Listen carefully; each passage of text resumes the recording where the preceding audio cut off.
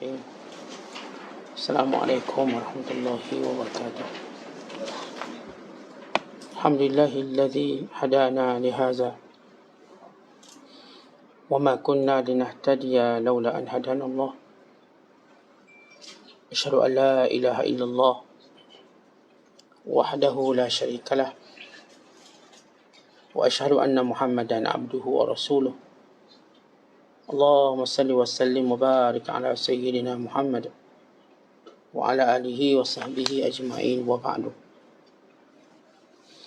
Waqala al-musannifu rahimahullahu ta'ala wa nafa'ana Allahu bihi wa bi'ulumihi fid dharain amin. Telah berkata Imam al-Allamah Syekh Abdul Qadir Al-Jilani, semoga Allah Ta'ala merahmatinya dan kita mendapat manfaat serta barakah ilmunya. Ingatlah bahawa syirik itu ada pada zahir dan batin. Syirik zahir ialah menyembah berhala-berhala, dan syirik batin ialah menyerahkan semua perkara kepada makhluk dan menganggap mereka itu berkuasa memberi manfaat atau mudarat. Sangat jarang sekali bila dunia itu ada di tangan seseorang yang tiada mencintainya. Dia memiliki dunia sedang dunia tiada memilikinya. Dunia mencintainya sedang dia tiada mencintainya. Dunia berkejaran di belakangnya padahal dia tidak sedikit pun berkejar di belakang dunia. Dia menggunakan dunia sedangkan dunia tiada menggunakannya. Dia terus menerus membelanjakan dunia sedang dunia tiada dapat mempengaruhinya. Kerana hati orang ini sudah dibersihkan hanya untuk Allah Azza wa Jalla, sehingga dunia tidak berdaya lagi untuk merosakkan hatinya itu. Bahkan yang jelas dia tiada dapat melakukan apa sahaja kepada dunia itu. Tetapi dunia tidak berkuasa untuk membuat apa pun terhadapnya. Sebab itulah Nabi SAW pernah bersabda, ni'mal malus salih lirrajulis salih. Sebaik-baik harta yang baik itu ialah buat orang-orang soleh, orang baik. Dalam riwayat yang lain beliau berkata, tiada gunanya dunia itu kecuali buat orang yang membelanjakannya ke sini dan ke situ. Yang ini dibelanjakan semua sekali pada jalan-jalan kebajikan dan kebaikan. Lantaran itu, belanjakan dunia itu buat orang-orang susah yang memerlukannya. Dan keluarkan cinta dunia itu dari dalam hati kamu. Kelak dia tiada membahayakan kamu. Jangan kamu terpengaruh dengan kenikmatan dunia dan keindahannya. Kerana tidak berapa lama lagi kamu akan pergi dan harta itu pun akan pergi pula sesudah kamu pergi. Muslimin dan muslimat yang dirahmati Allah sekalian, antara perkara yang diingatkan kepada kita oleh para alim ulama sesudah iman kita kepada Allah, kepada Rasul dan kepada segala rukun iman ialah syirik kepada Allah Ta'ala. Perbuatan syirik membatalkan keimanan dan menjatuhkan orang beriman daripada keadaan tertinggi kepada keadaan paling rendah. Summa radadnahu asfala safilin. Kemudian kami kembalikan manusia kepada peringkat paling bawah sekali. Kerana itulah menjadi kewajiban kita mempelajari, mengetahui setiap perkara yang boleh membawa kepada syirik kepada Allah. Perkataan syirik maknanya menyengutukan Allah, menduakan Allah, menganggap ada yang lebih berkuasa pada Allah atau sama kuasa dengan Allah. Ini yang disebut oleh Allah dalam suratul Ikhlas. Lam yalid wa lam yulad wa lam yakul lahu kufuwan ahad. Wa lam yakul lahu kufuwan ahad. Tidak ada satu pun yang sama dengan Allah, apatah lagi yang menyaingi Allah Subhanahu wa taala. Para ulama membahagikan syirik itu kepada dua. Apa yang disebut sebagai syirik jali dan syirik khafi. Namun perbahasannya berbeza mengikut bidang ilmu para alim ulama. Adapun kalau kita mengaji dalam ilmu akidah, ilmu usuluddin, ilmu teologi. Syirik itu pertama disebut jali. Jali yakni syirik yang terus seseorang itu keluar daripada Islam. Sebab dia menyembah berhala, kerana dia menyembah selain dari Allah, atau dia menolak kerasulan Nabi Muhammad sallallahu alaihi wasallam, atau apa sahaja perkara yang mengeluarkan dia daripada Islam, maka dia menjadi murtad dan juga syirik kepada Allah. Dan yang kedua disebut sebagai syirik khafi. Khafi yakni tersembunyi. Yang sepakat ulama, ia tidaklah menjadikan seorang itu kafir. Syirik khafi ini juga disebut sebagai syirik asghar, syirik kecil. Berdasarkan hadis Nabi sallallahu alaihi wasallam, "Iyyakum wasyirkal asghar." Jauhilah kamu daripada syirik kecil. Syirik kecil bila seorang melakukan amalan kerana manusia, riya atau sum'ah atau ujub. Riya, sum'ah, ujub dalam kategori syirik kecil. Namun dalam perbahasan sufi, bila kita menyebut perkataan syirik, ia berkait dengan zahir dan batin. Adapun zahir dengan nampak seorang tadi menyembah lain pada Allah, itu zahir, nampak. Seorang tadi bertuhankan Tuhan selain Allah. Adapun khafi ataupun batin, satu perkara yang tersembunyi dalam dirinya. Dan dia adalah muhasabah antara dia dengan Allah. Maka bila dia melihat ada sesuatu, secara umumnya dia melihat itu pada pertamanya sebagai ikhtiar, kemudian melihatnya sebagai sebab, akhirnya dia melihatnya sebagai musabbib atau penyebab. Sekiranya sesuatu perkara kita melihatnya sebagai ikhtiar, kita masih selamat. Atau kita melihatnya sebagai sebab, masih selamat. Namun bila kita mengatakan bahawa dia adalah penyebabnya, dengan maksud ia secara perkara itu yang membolehkan, yang menjadikan berlaku atau tidak. Kerana itu bagi menyelamatkan keadaan tersebut, kita sentiasa diajar menyebut insya-Allah. Kita dianjurkan untuk menyebut biiznillah. Ungkapan-ungkapan ini bagi menyelamatkan kita daripada terlalu mempertuhankan sebab, atau terlalu berpegang dengan sebab dengan begitu kuat, seolah-olah tidak ada yang mengubah sebab. Ia boleh membawa kepada syirik. Umpama seorang bila sakit, dia kata makan ubat sembuh, dan mesti makan ubat baru sembuh. Kalau tak makan ubat, tak akan sembuh. Maka ia mula melampaui sebab. Kita tidak menolak ikhtiar, kita tidak menolak sebab. Tetapi kita tidak menganggap sebab itu bersifat mutlak. Sebab itu bersifat dengan izin Allah. Dengan izin Allah. Artinya kalau kita kerja, kita dapat duit. Itu sebab. Itu ikhtiar. Tapi apakah mesti kerja untuk dapat duit? Apakah begitu? Tidak semestinya.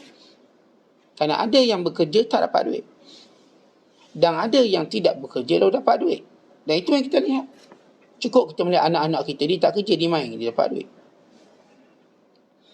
Dan hal-hal yang lain juga begitu. Bila kita kata sebab saya kenal orang ni, saya pun dapat projek ni. Ya, kita melihatnya secara sebab, tidak syirik pada Allah. Tetapi bila kita bertuhankan sebab, maka ia boleh membawa pada syirik. Mempertuhankan sebab ini dia bermula dengan, kita dah sebut tadi, bahawa syirik jali ataupun zahir jelas. Semua orang tahu benda ni. Dan ini tidak akan berlaku pada orang Islam. Bahkan Nabi menyebut dalam hadis, "Inna syaitana qad ya'isa." Sesungguhnya syaitan telah berputus asa untuk disembah oleh manusia. An ya'buduhun nas. Untuk disembah oleh manusia. Untuk disembah oleh orang beriman. Walakin tahrish bainahum. Tetapi syaitan terus berusaha menjadikan kamu berbalah sesama kamu.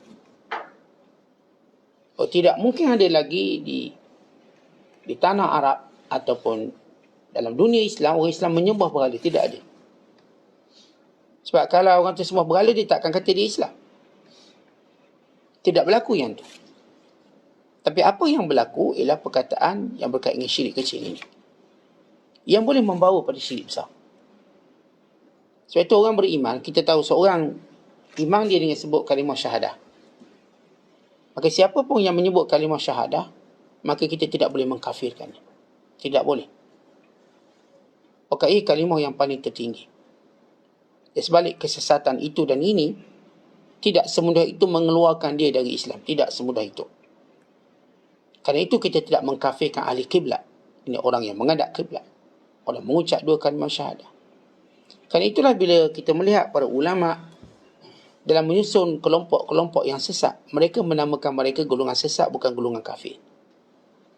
Sebab firqatun tallah, kelompok yang sesat. Sebagaimana yang disusun oleh ramai pada alim ulama.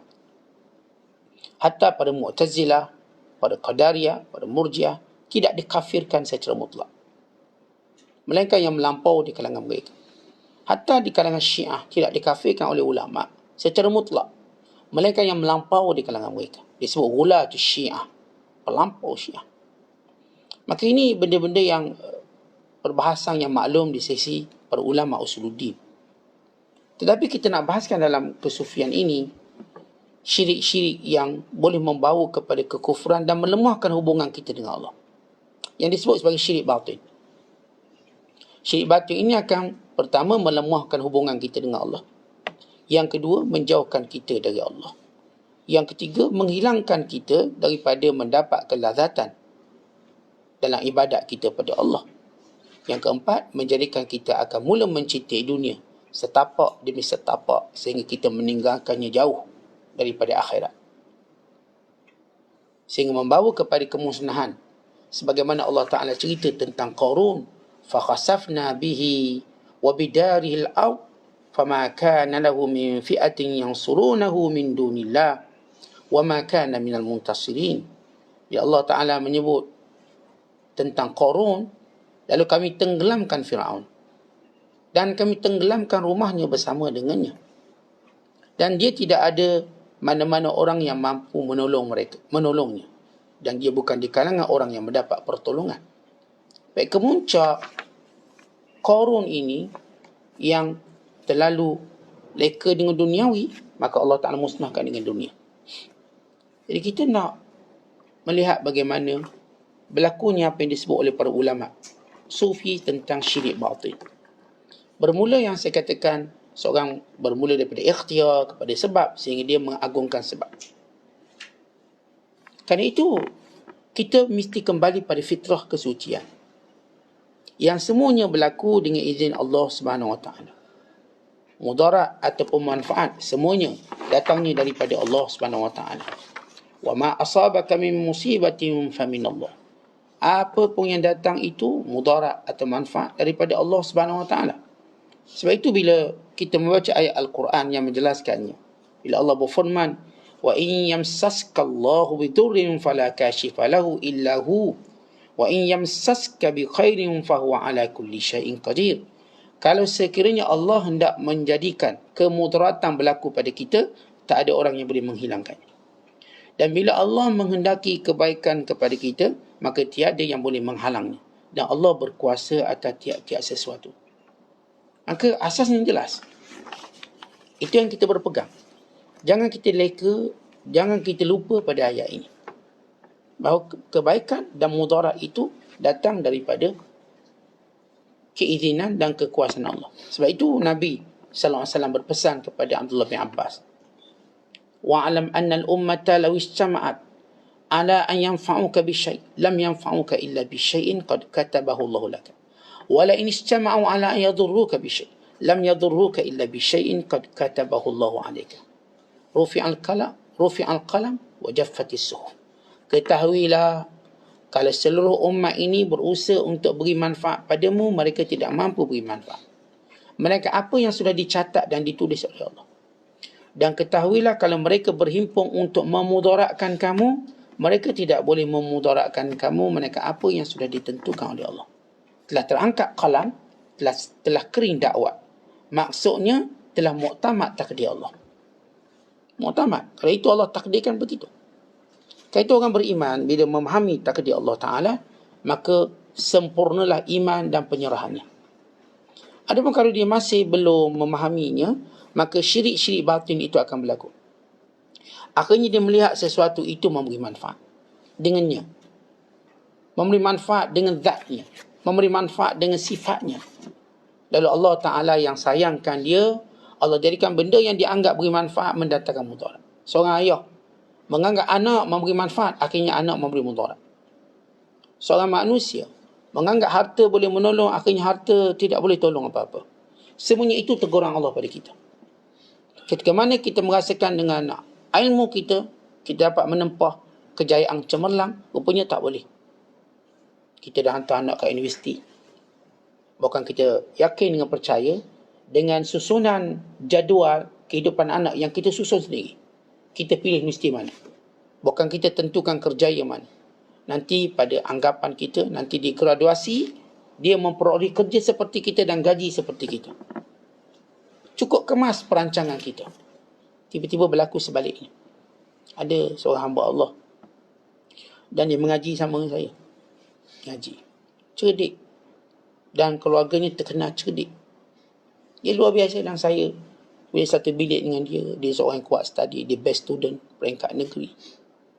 Dan kami mengkagumi dia. Dia senior saya. Dan sama-sama ke Mesir. Tapi Allah uji dia. Dia kena penyakit gila. Maka bila dia gila, artinya dengan kata lain, dengan bahasa mudah, dia tak dapat meneruskan pelajaran. Akhirnya nak bawa balik ke Malaysia. Dia tuan-tuan, bila orang gila nak naik kapal terbang susah. Susah, dia kena stabil, dia kena ada cara-cara dia. Maka sahabat saya bawa balik. Mula okey, sama. Sampai dalam kapal terbang dia bersilap habis. Silap. Maka ditangguhkan. Kalau watak gila. Tapi itu ujian dan itulah yang kita namakan pengalaman hidup.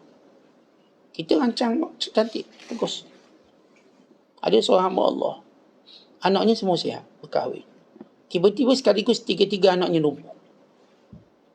Tiga-tiga anaknya tiba-tiba, kalau orang ini sebut penyakit ganjil.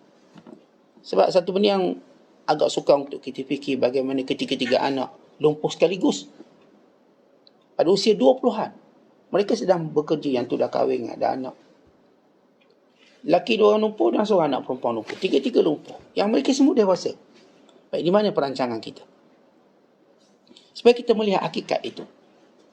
Walau kita rancang, walau kita buat sebaik mungkin.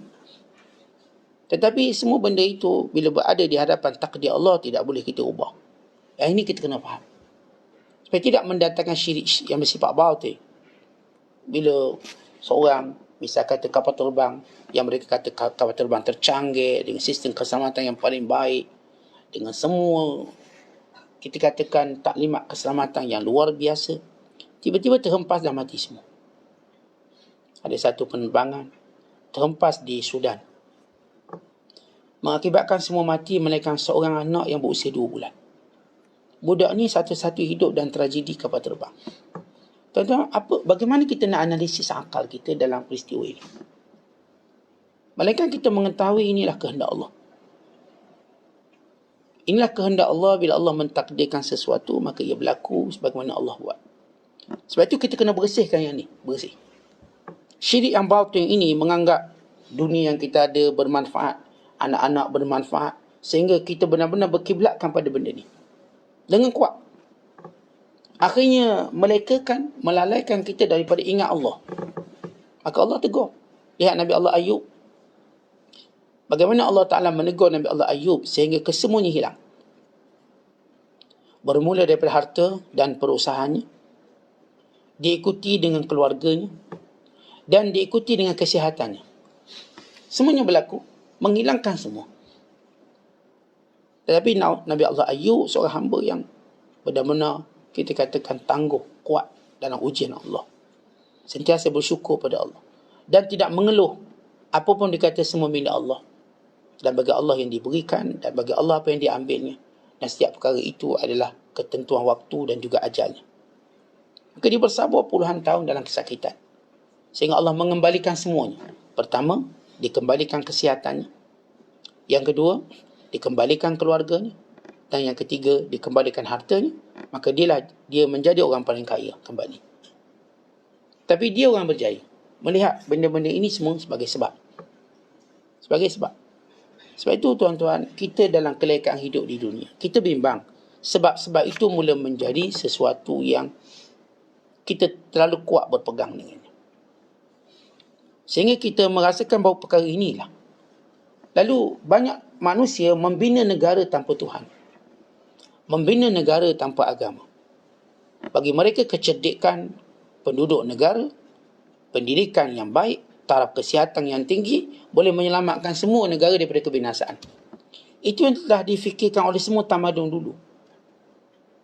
Kalau dalam tamadun kita hari ini dan umur kita hidup, bermula daripada apa yang disebut sebagai revolusi Perancis yang mewujudkan sistem sekular yang pertama dunia. Dan merebak di seluruh dunia sehingga hari ini semua negara adalah sekular. Apa maksud sekular? Mereka tidak mahu agama dicampur adukkan dalam pemerintahan. Mereka tidak mahu ada pengaruh agama secara kuat kepada apapun pengurusan yang berkaitan dengan pentadbiran. Kerana itu mereka menghalalkan riba, judi, arak dan segala-gala yang haram. Bahkan mereka memberi hak untuk ahli maksiat buat maksiat. Dibayar berapa nilai tertentu, mereka boleh buat maksiat. Yang nak jadi pelacur, boleh jadi pelacur. Yang nak jadi gay, boleh jadi gay. Yang nak buka kedai arak, sila buka kedai arak. Yang nak buka judi, sila buka kedai judi. Maka mereka membuka pintu sekular yang terbesar. Akhirnya hari ini kita tak jumpa negara yang mentadbir ikut agama.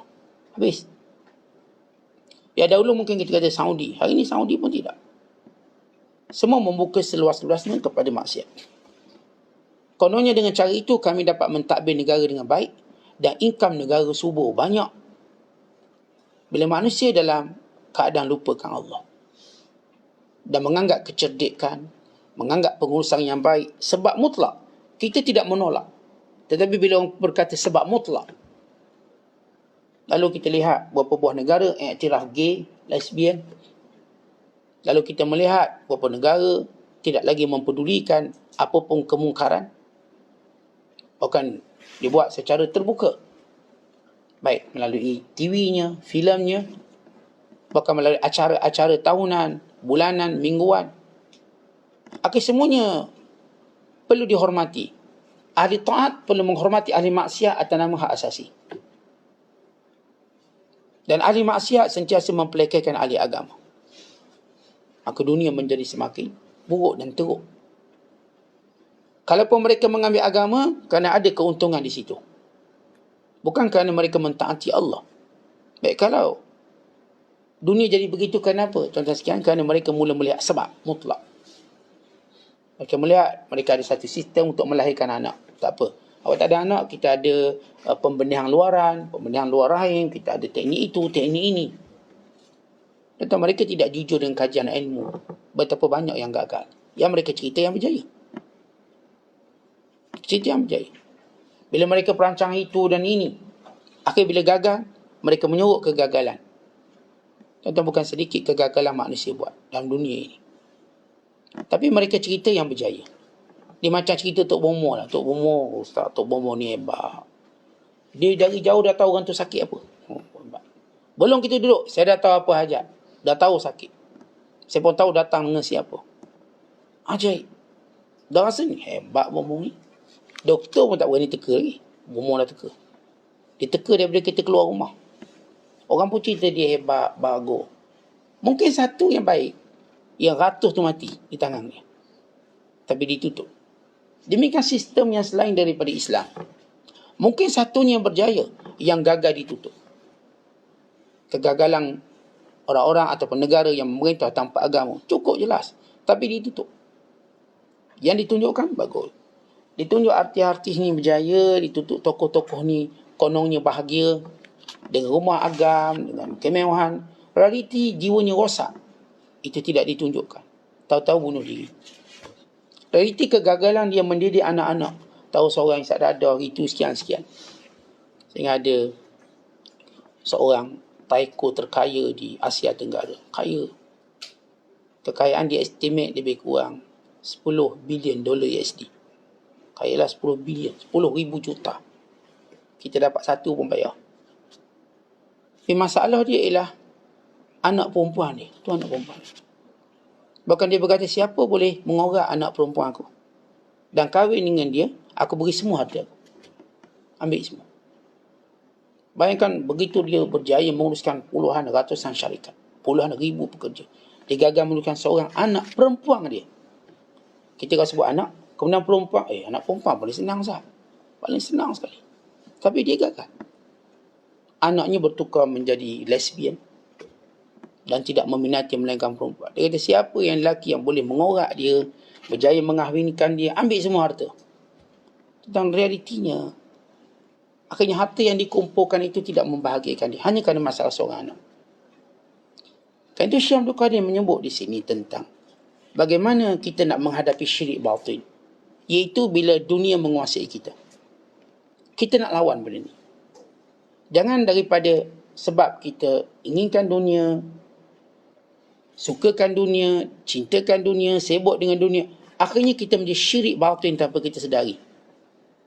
Lalu kita menganggap dengan sebab dunia ni saya boleh mencapai segalanya. Saat saya sakit pun saya tak bimbang kenapa. Saya punya kad insurans ada 8. Saya kenal semua doktor pakar. Sakit sikit dia injek, baik. Pada pandangan kita. Sakit macam mana? Saya tak ada hal. Saya ada ubat yang bagus. Saya ada kenalan yang baik. Kita mula mensyirikkan Allah dengan sebab. Saya katakan sebab asalnya tak salah apa pun. Sila ambil sebab, kerana itu diperintahkan. Sila ikhtiar, kerana itu diperintahkan. Tetapi bila sebab mula mengatasi diri kita sehingga kita lupa Allah yang menjadikan sebab itu datang.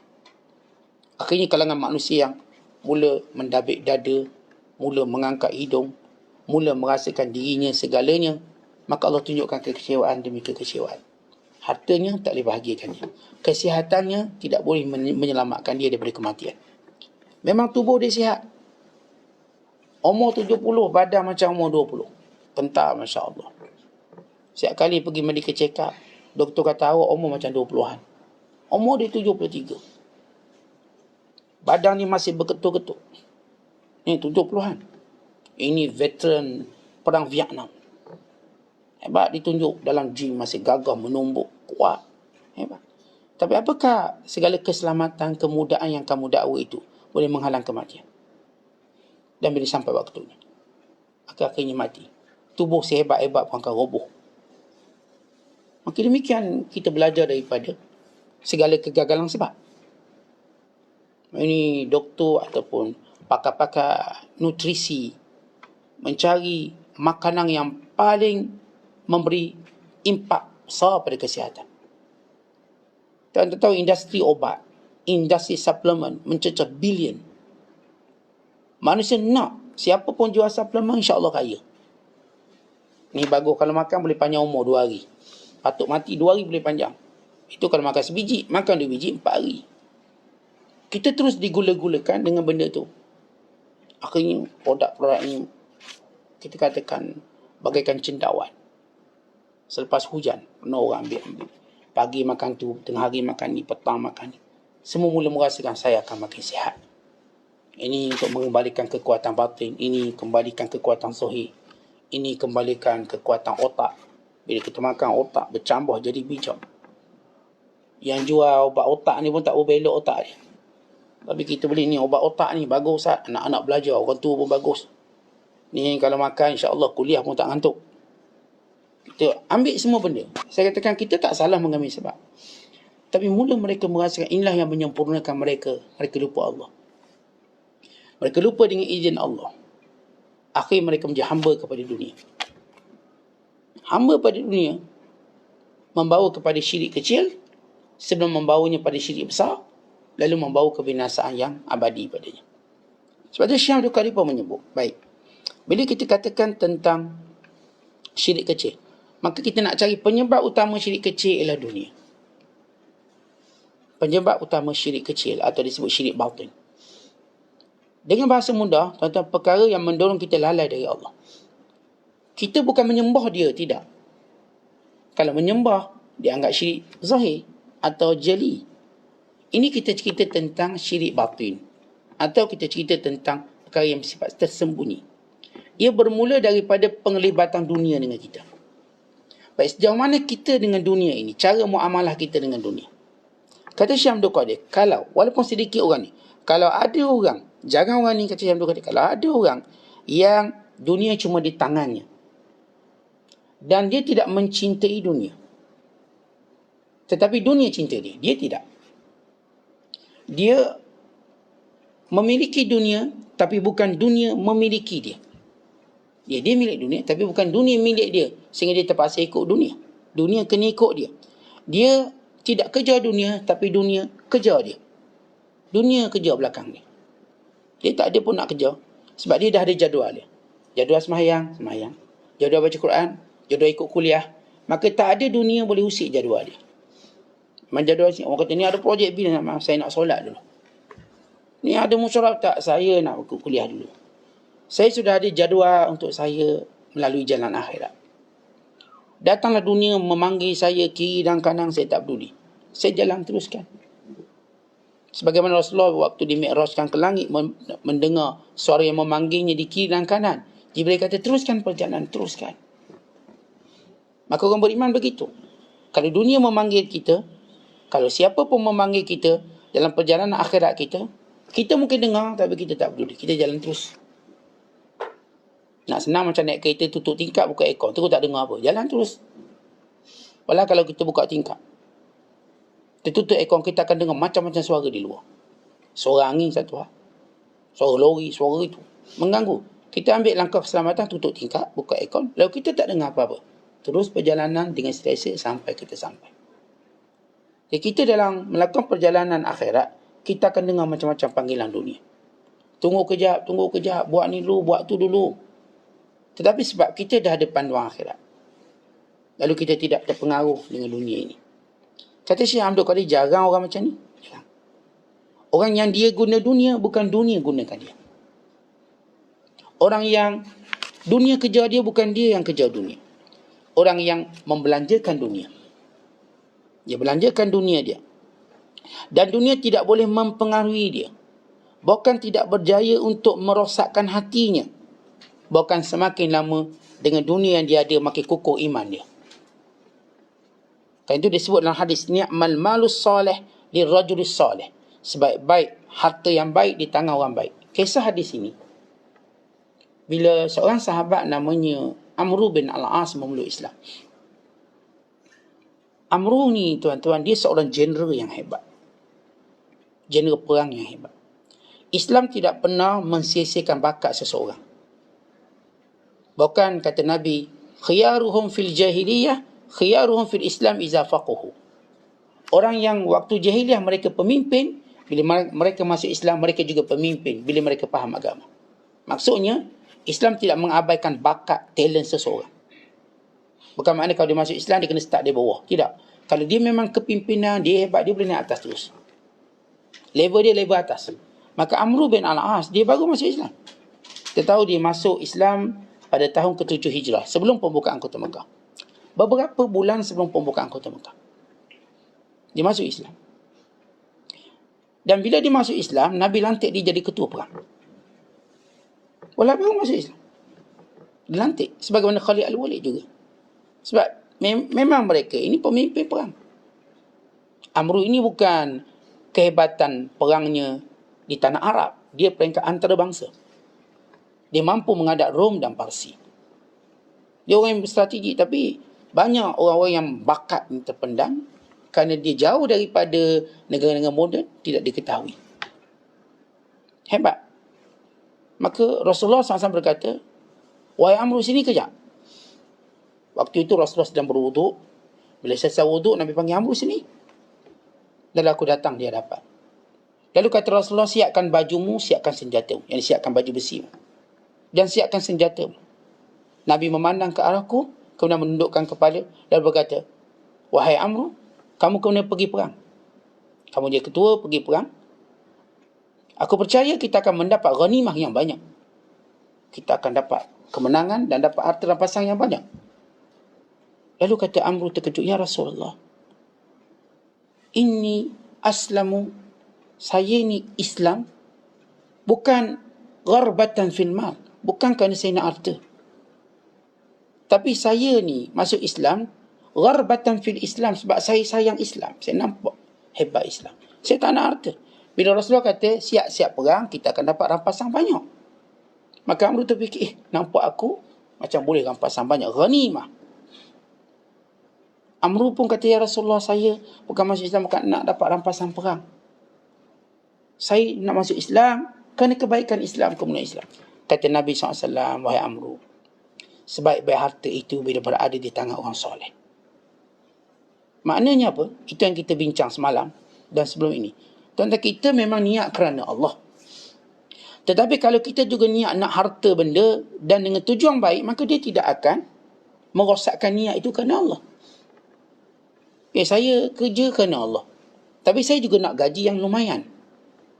Saya nak gaji lumayan. Betul, saya kerja kerana Allah. Saya engineer ke, saya arkitek ke, saya doktor ke, saya kerani ke apa. Saya nak gaji itu. Kenapa?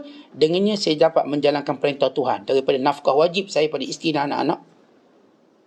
Kepada perkara yang wajib juga pada saya dalam tuntutan masyarakat, ini zakat. Dan juga satu tindakan, suatu tuntutan ke masyarakat dan juga itu bersedekah. Maka saya akan cuba mendapatkan gaji yang lebih baik. Kalau saya big project, saya nak satu amount yang cukup untuk saya bayar gaji pekerja saya. Tapi ini kerana Allah. Sebab itu kalau kita niat nak duit banyak, dengan tujuan untuk buat kebaikan-kebaikan, maka ia tidak menghalang makna ikhlas. Tidak. Ikhlas itu satu segi. Yang ni ialah, macam saya sebut sebelum ini, mana-mana niat yang memang diperintahkan oleh Allah tidak akan merosakkan ikhlas. Seorang yang bekerja, memang dia tahu ada gaji sebulan RM6,000, RM8,000, RM10,000. Saya kerja sangat biar gaji besar. Saya sengaja datang cepat supaya saya cepat naik pangkat, gaji saya besar. Ya, orang ni tak ikhlas dah. Tak, ikhlas satu hal. Ikhlas saya dengan Allah. Manakala untuk mendapat benda ni supaya saya dapat melaksanakan sesuatu yang mendekatkan saya pada Allah. Akhirnya kita lihat sahabat-sahabat yang terus sibuk berniaga. Sahabat seperti Zubair bin Awam sibuk berniaga. Bahkan ketika mana dalam Rasulullah dalam peperangan, mereka sibuk mengumpulkan harta untuk menjadi dana Islam. Dan cukup kita melihat bagaimana Rasulullah sendiri yang mengasaskan pasar untuk melawan pasar Yahudi. Kalau sekiranya dunia itu tidak penting, Nabi tak akan buat pasar. Nabi buat masjid banyak-banyak. Tapi Nabi tak biarkan dominasi pasar Yahudi, Qainuqa waktu itu. Melainkan Rasulullah membina satu pasar Islam. Dengan tidak mengambil apa-apa pembayaran untuk orang Islam berniaga. Yang hebatnya orang Islam bila berniaga, waktu solat mereka tinggalkan. Lalu mereka masuk ke Masjid Nabawi.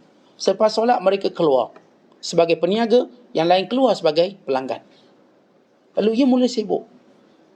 Sehingga di pasar itu juga Rasulullah berlumba kuda. Pada jajaran, kalau hari ini kita ke Madinah, pada jajaran panjang daripada Masjid Rumamah sehingga Masjid As-Sabaq, sepanjang jalan itu ialah pasar pada zaman Nabi SAW. Sepanjang jalan itu adalah pasar. Artinya Rasulullah pun buat pasar tepi masjid. Nabi tak buat pasar jauhnya 80 km dari masjid. Kenapa? Suatu benda yang tak boleh dipisahkan. Dunia dan akhirat. Kalau kita buka Al-Quran, lafaz dunia disebut 115 kali. Dan demikian lafaz akhirat disebut 115 kali. Ia mumathalah, sama. Jadi kalau kita buka Quran, cari kalimah ad-dunya, kita dapati ada 115 kali. Dan kita cari lafaz akhirat, kita dapati dia 115 kali juga. Berarti yang Islam nak ialah bagaimana kita menguasai dunia, bukan dunia kuasai kita. Kita pergi kepada tujuan yang lebih tinggi daripada ahli dunia. Ahli dunia, dia nak dunia supaya dunia kuasai dia. Tetapi kita nak dunia supaya kita benar-benar kuasai dunia. Sebab itu kita boleh letak tepi dunia untuk buat perintah Allah. Kita bukan buat letak tepi, beg barangan tepi saja. Bukan ketika sebut Allahu Akbar, dunia semua maka tepi. Yang ada ialah Allahu Akbar, Allah Maha Besar. Ya, berjaya orang Islam dalam mengurusi dunia, dalam mengawal dunia. Sehingga bila dia dapat dunia, dia uruskan pada kebaikan-kebaikan, pada jalan yang baik. Sebab itu disebut dalam satu hadis, Nabi SAW menyatakan, Hazal mal hulwatun man akhazahu bihaqqihi wa wada'ahu fi haqqihi fa ni'mal ma'unatu huwa. Harta ini memang menarik. Bagus harta ini. Manis, memikat. Harta, tuan-tuan, dia lebih memikat daripada gadis cantik. Harta memikat. Luar biasa dia memikat kita. Sehingga kita sanggup tinggalkan bini kita untuk cari harta. Bagaimana orang yang sanggup tinggalkan isteri dia untuk cari harta? Kenapa? Ternyata harta itu lebih memikat dia berbanding isteri dia. Yang kita tinggal isteri kita tinggal anak kita. Walau kita sayang anak, tinggal untuk cari harta. Dia mesyuarat. Isteri kita pun rela, tak apalah bang. Anak-anak pun tak apalah. Asalkan kita boleh buat sesuatu pada dia. Kata Nabi SAW, hazal mal khulwah. Ya memang harta ini begitu manis. Begitu menarik. Man akhadahu bihaqqihi, siapa yang ambil dengan hak dia. Wa wada'ahu fi haqqihi, dan letak pada haknya. Fa ni'mal ma'unatu huwa, ia benar-benar penolong dia. Maknanya tuan-tuan, kalau harta ni kita ambil dengan hak halal maksudnya. Bukan hak orang. Yang kedua, kita letak pula pada hak dia. Pada jalan Allahnya, pada kebaikannya, daripada nafkah wajib, pada nafkah sunat, kepada pemberian, kepada sedekah, kepada semua benda. Yang Rasulullah sebut dalam hadis yang lain, beri fakir miskin, beri kepada ibnu sabil, beri kepada orang-orang fakir. Maka dia kata baginda SAW, fa ni'mal ma'unatu huwa, dia benar-benar pembantu kamu. Bantu kamu untuk dapat pahala yang banyak. Dan riwayat yang lain, atau dalam hadis yang berikutnya, Nabi kata, man akhadahu bighairi haqqihi kana kalladhi ya'kulu wa la yashba'u. Tapi siapa yang ambil harta bukan dengan haknya, dia umpama orang makan tak pernah kenyang. Siapa yang ambil harta riba, yang ambil harta rasuah, yang ambil harta milik orang, yang tak bagi pusaka dengan betul, yang berbohong, yang menipu, maka dia seumpama makan dan tak kenyang. Dan memang Allah jadikan tabiat macam tu. Tuan-tuan, siapa pun yang ambil harta haram, dia rasa macam tak cukup-cukup. Sebab itu dia tak sempat nak solat pun. Kita yang ambil harta ni sebab kita rasa cukup. Sebab itu kita ada waktu solat. Bila orang kata ni banyak ni ikan penuh ni. Tak, ni waktu solat saya solat. Saya ingat saya ikut tok guru saya ke laut. Di laut. Bila kita main bubu, angkat bubu. Tuan-tuan sekalian, bila angkat bubu, ada ikan. Banyak ikan. Ikan bubu ni ikan lawa-lawa sebab dia tak cedera. Mulut tak rabik, tak koyak. Dia tak macam ikan mengair tu. Ikan mengair tu mulut dia koyak. Dari setengah-setengah pengusaha restoran, dia nak ikan yang tak rosak apa-apa. Jadi ikan paling tangkap memang tak rosak, ikan bubu. Sebab dia masuk dalam bubu, dia tak boleh keluar. Memang bersih, cantik. Tak ada cacat celik. Toreh pun tak ada. Ikan ni mahal. Maka bila angkat tuan-tuan, nampaklah ikan merah sekian-sekian. Kemudian diturunkan balik. Saya kata, Ustaz, kenapa Ustaz? Ini bukan hak kita. Turun balik. Bubu tu bukan hak kita. Dia bila main bubu, dia turun penyangkut. Penyangkut tu lebih kurang 10 hingga 15 meter. Turun. Kemudian bot tu akan menambah dia sangkut. Dia tanda bubu dia ikut bukit. Dia tengok bukit. Dia tak pakai pelampung. Pelampung ni orang baru. Tu mudah kena curi. Dia tanda bukit. Okey, sini ada bubu dia. Masukkan. Angkat. Rupanya ada juga orang letak bubu kat situ. Oh, ini orang punya. Letak. Ikan banyak. Bukan hak. Dan sampai waktu solat. Okay, zuhur. Daripada subuh kita keluar zuhur. Okay, berhenti. Solat. Oh, masa tu ikan pun banyak. Tapi solat. Okay, makan. Malam ni penuh ni. Ikan-ikan. Tapi tidak mempengaruhi dia. Orang beriman begitu. Kita tuan-tuan walaupun cerita ni pelanggang ramai lah. Waktu zuhur solat. Tak apa. Waktu asar solat. Begitu cara kita. Bukan kalau tuan-tuan lihat. Ni tradisi sahabat. Di zaman Rasulullah SAW. Mereka sibuk di pasar. Bila sampai waktu solat mereka keluar. Dan Aisyah radhiyallahu ta'ala anha menceritakan. Nabi SAW kalau tak ada kerja apa. Nabi akan duduk rumah. Dan apa yang Nabi buat? Sahabat-sahabat pun nak tahu apa Nabi buat kat rumah. Lalu ditanya pada Aisyah. Lalu jawab Aisyah, kana fi mihnati ahlihi. Rasulullah tu dia tolong keluarganya. Tapi fa iza hadaratis salah, bila sampai waktu solat dia mesti keluar. Dia tak ada tolong masak lagi, tak ada. Dia tu keluar untuk solat. Kharaja fa salla. Artinya bagaimana Nabi SAW dah letak penjadualan hidup. Orang yang menguasai dunia, dia ada jadual hidup dia. Orang yang tak kuasai dunia, orang yang tidak menguasai dunia, dunia yang buat jadual untuk dia. Kita kalau kita kuasai dunia, maka kita akan buat jadual untuk dunia. Kamu tak boleh masuk suka-suka kamu. Waktu aku semayang, jangan masuk dalam solat aku. Tapi sepenting mana pun kamu. Waktu mana aku masuk ke masjid, kamu tunggu luar pagar. Lalu kereta kita parking luar pagar.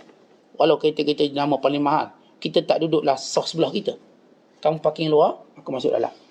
Duduk kat luar. Semahal-mahal kasut kita pun letak kat luar. Letak kat luar. Lalu kita masuk sebagai seorang hamba Allah yang hanya memakai pakaian menutup aurat. Yang kita tidak peduli yang kita ni bos syarikat ke, orang kaya ke, orang kenamaan. Itu semua di luar pagar kita. Akhir kita solat. Ini orang kuasai dunia. Orang inilah yang benar-benar menguasai dunia. Oleh sebab itu, tuan-tuan sekalian, bila Rasulullah ajar kepada kita, ambil harta dengan hak dia, letak dengan haknya. Tapi kalau kita tak ambil ikut hak dia, dan tidak belanja ikut haknya, kita akan ditimpa penyakit, makan tak kenyang. Ini bukan penyakit angau cinta, makan tak kenyang, minum tak hilang haus, mandi tak basah. Penyakit angau cinta sekejap je. Lepas dia kahwin, terus tak kering-kering, basah je. Tapi ini angau dunia, selama-lamanya tak akan rasa nikmat itu. Dia umpama makan dan tak kenyang. Dia tak pernah puas dengan dunia sehingga dia tak boleh berehat. Terus dan terus. Tak tahu mati dalam dunia dia. Kan itu orang beriman. Bagaimana dia tahu menjadikan dunia di bawah tapak kaki dia. Sebab dia tahu tabiat dunia. Kan itu kata Nabi SAW. Mali walid dunia. Ma ana fi dunya illa karakibin istadhalla tahta syajaratin summa raha wa tarakha. Apa sangat aku dengan dunia, kata Rasulullah. Aku ni seumpama seorang musafir yang berehat di bawah sebatang pohon rendang. Rehat sekejap, tidur sekejap. Kemudian aku akan tinggalkannya. Lihat Rasulullah SAW memberi satu ta'bir dari ibarat. Betapa sangat kita dengan dunia. Kelak kita akan tinggalkan dunia. Kelak dunia akan tinggalkan kita. Kelak kita akan menyusul ke akhirat. Dan dunia juga begitu. Akan datang sebagai pertanggungjawaban di akhirat. Dengan kata lain, kita akan terpisah dengannya cepat atau lambat. Kan itu kata Rasulullah, aku dengan dunia ni umpama musafir yang kepenatan, berehat seketika di bawah pokok yang rendang, tidur, rehat, menikmati itu dan ini, teduhannya. Kemudian aku mesti bangun dan meneruskan perjalanan. Dan kita daripada Johor pergi ke Kuala Lumpur sebagai contoh. RNA paling kita suka berhenti. Okey, air keruh sebab boleh makan telur masak separuh. Boleh makan roti bakar. Ini sedap ni. Tempatnya pun bersih, Masya Allah. Tandasnya banyak. Banyak kemudian surau pun bersih. Mesin ATM pun ada. Dengan ni kita anggap terbaik. Contoh lah. Dia pun duduk. Makan apa yang lazat sedap. Namun kita tahu kita mesti tinggalkan dia. Sebab apa? Kita ada perjalanan kita.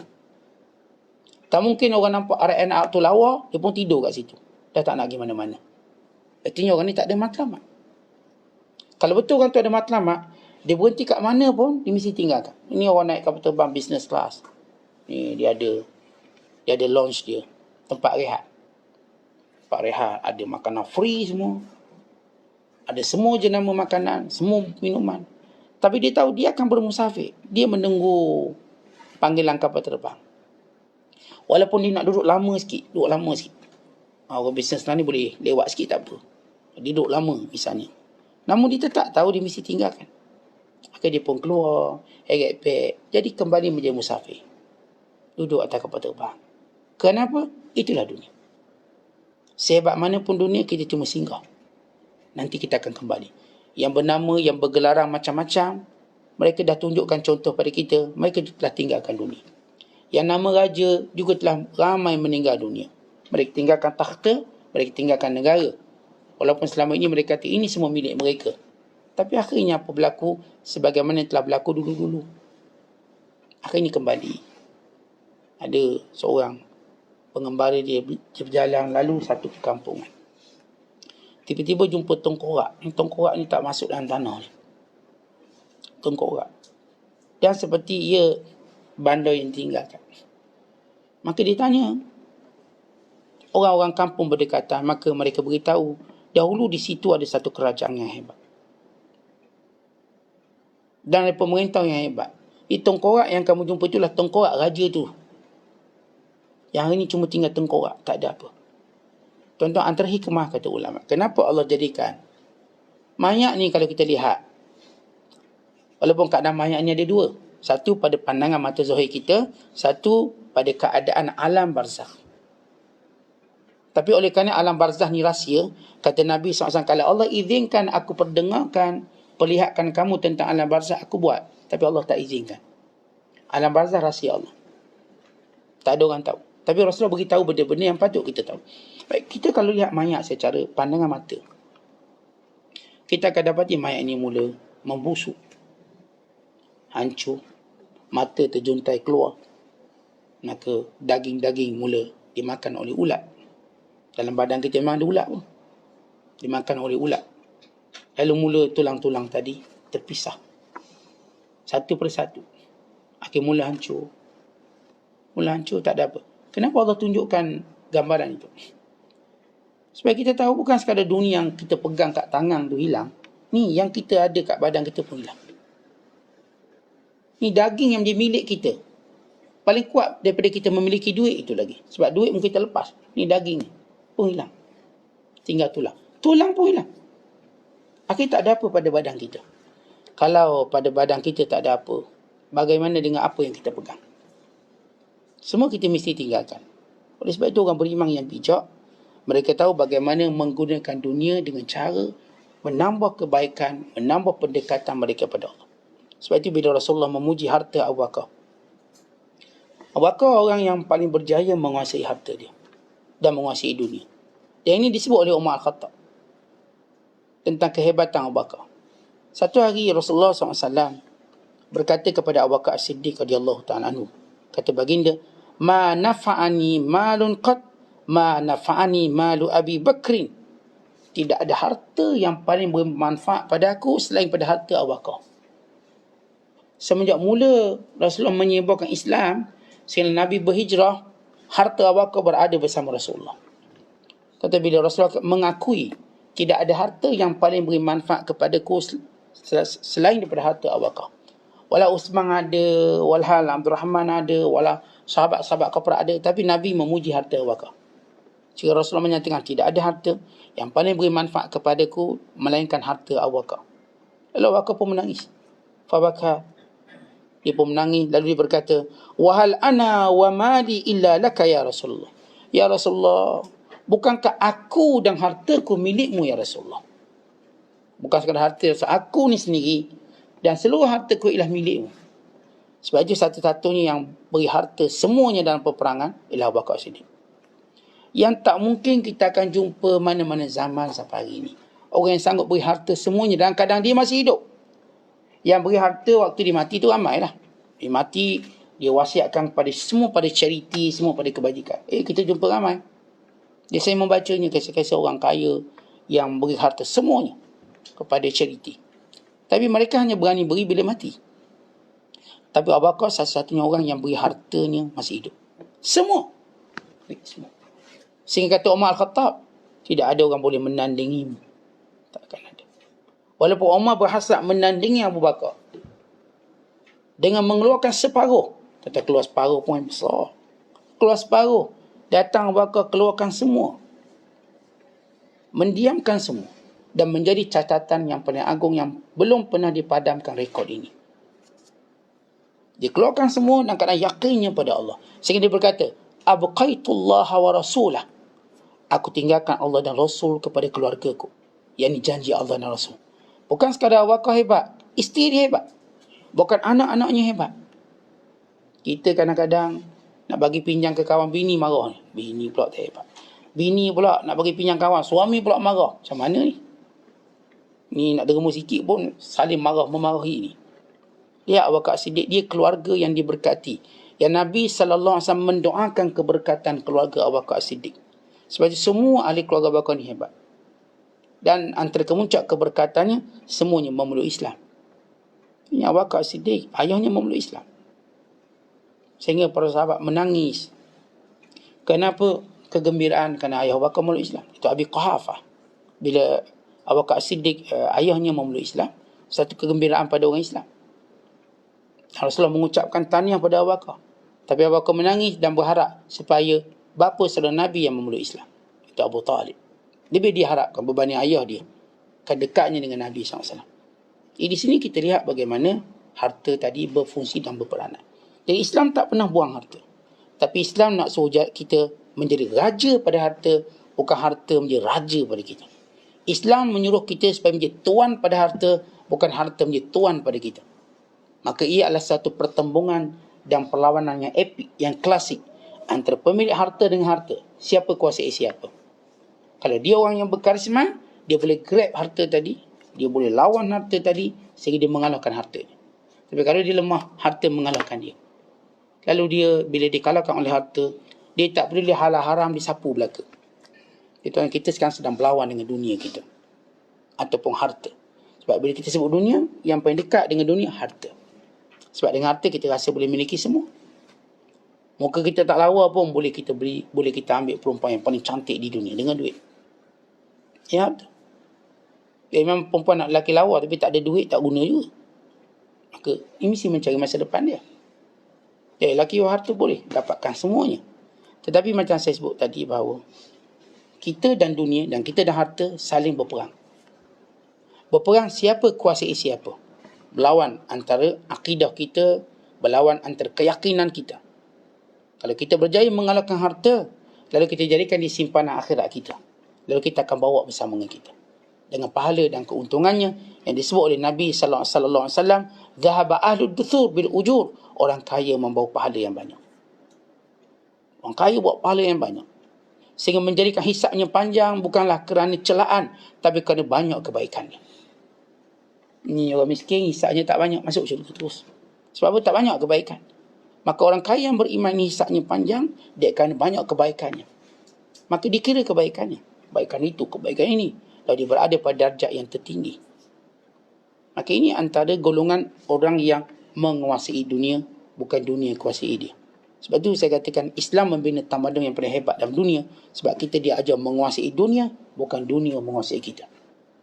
Orang-orang kafir zahirnya mereka kata kami sudah conquer dunia. Rupanya dunia yang kuasai dia. Datang kebimbangan, datang ketakutan, datang macam-macam. Kita tuan-tuan bila Allah kayakan kita, kita tak bimbang apa-apa. Kalau ia bukan rezeki kita, biarkan ia bukan rezeki kita. Kita berpegang pada ayat.